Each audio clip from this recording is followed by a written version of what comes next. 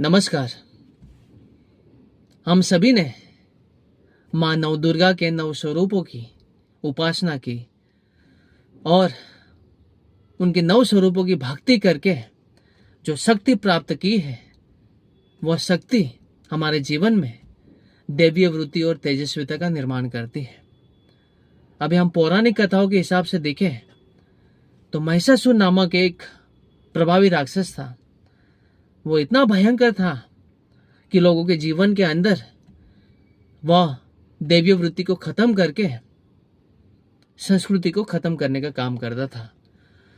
उसका ये त्रास को खत्म करने के लिए माँ पार्वती शक्ति का रूप धारण करती है और 9 दिन सतत उसके साथ संघर्ष करके, उसके साथ युद्ध करके वो महिषासुर नामक राक्षस को और उसके राक्षस वृत्ति को खत्म करती है।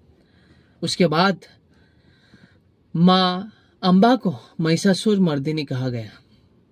उसका ये अधर्म को खत्म करके माँ शक्ति ने धर्म की संस्थापना की। अभी राक्षस नाम सुनते ही हमारे सामने एक प्रतिमा खड़ी होती है कि जिसका बड़ा बड़ा बाल हो, नाखून हो, बड़े बड़े कान हो, दिखने में भयंकर यानी कि राक्षस।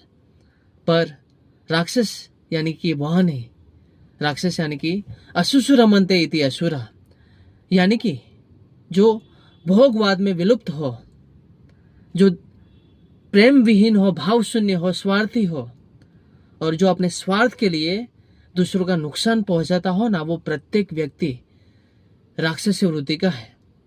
आज यही राक्षसी वृत्ति हमारे प्रत्येक के जीवन में दिखने को मिलती है और यही महिषासुर नामक राक्षस हमारे प्रत्येक के हृदय के अंदर स्थान जमा के बैठा है और हमारे हृदय के अंदर, हमारे मन के अंदर, हमारे जीवन के अंदर बैठी हुई दैवीय वृत्ति का गला घोट रहा है।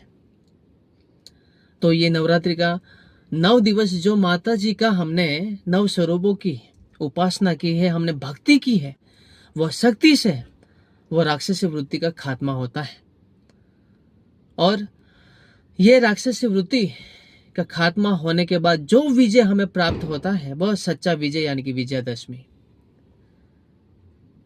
विजयादशमी यानी कि दशहरा विजय का प्रतीक है, यानी कि अधर्म के ऊपर धर्म का विजय यानी विजयादशमी।